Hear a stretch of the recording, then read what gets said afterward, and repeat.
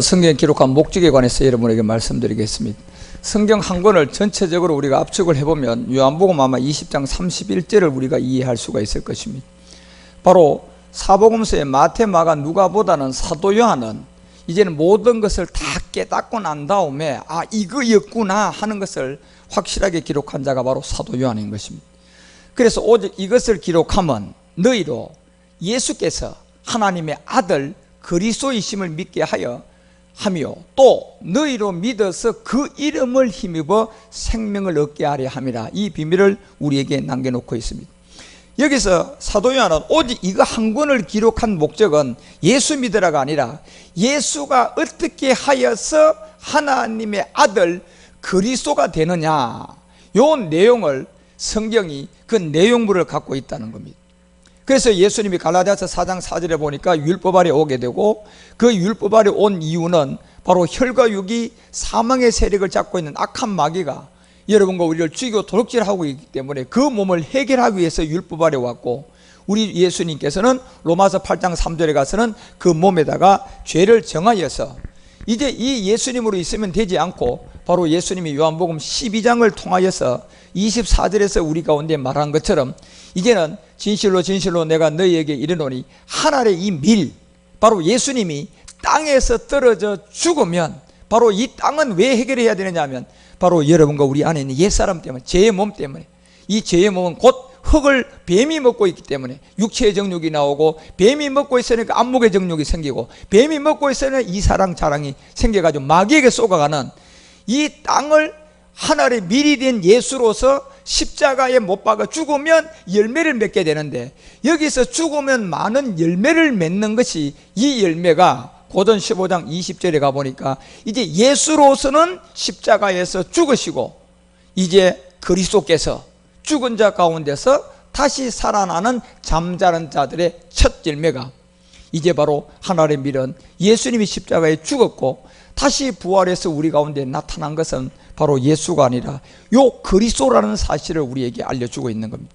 그래서 요한복음 20장 31절이 여러분과 우리에게 그 이름을 힘입으라고 얘기하는 것은 바로 여기에 그 이름은 예수님 아래 있었던, 예수님 안에 존재했던 바로 그리스도를 이제 생명으로 열매로 받아들이라는 겁니다.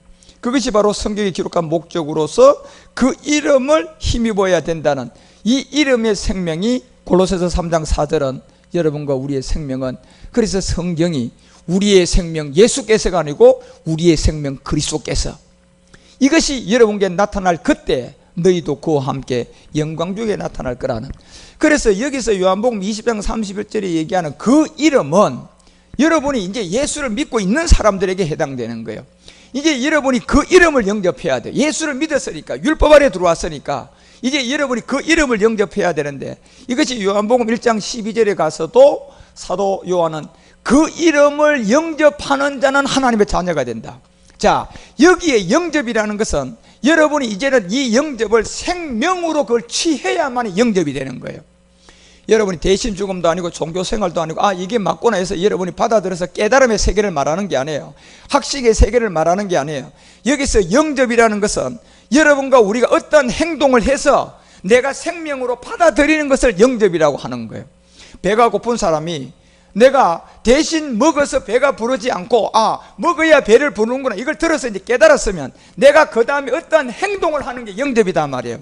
그래서 내가 행동을 한다는 것은 내가 가서 먹음으로 말미암아 그것을 내 배 안으로, 내용물을 내 배 안으로 끌어들이는 게 영접인 거예요.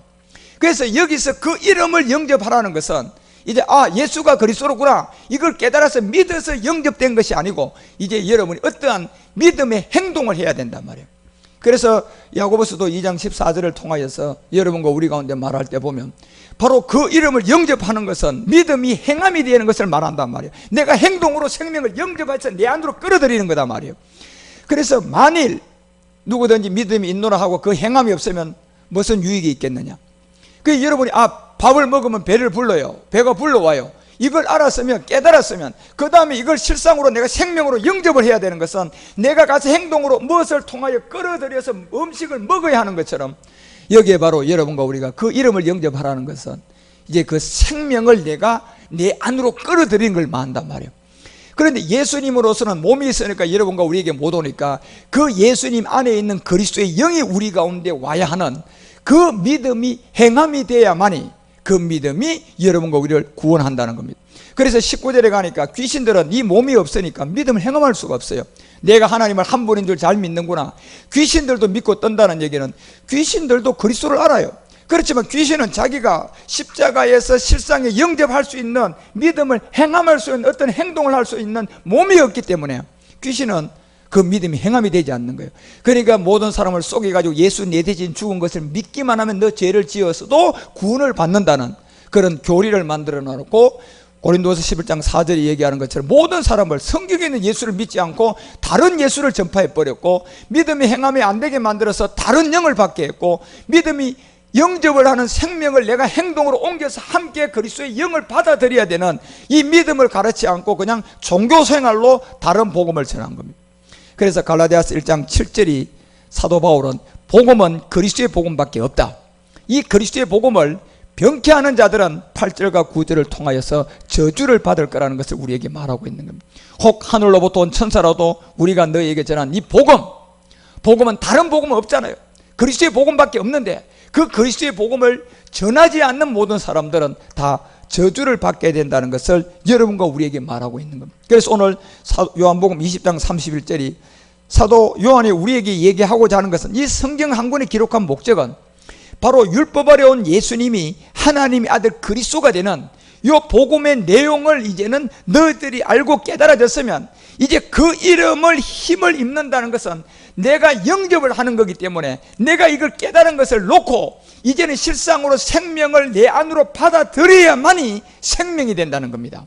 이 생명이 바로 그리스도의 영이었고 이 생명은 로마서 6장 4절에 가서야 여러분과 우리에게 얻게 된다는 겁니다. 그것이 바로 내가 이제 그 영접하는 답이 여기 있는 거예요. 그의 죽으심과 합하여 세례를 받는 것이 영접이고 그와 함께 내 안에 있던 사망의 몸, 죄의 몸을 십자가에 장사 지냈다고 내가 믿음으로 받아들이고 이 말씀을 여러분이 받아들이게 되면 그리스도를 죽은 자 가운데 살리심과 같이 여러분과 우리가 또한 이때 그리스도의 영이 와서 새 생명 가운데 행하게 된 거라는 것입니다.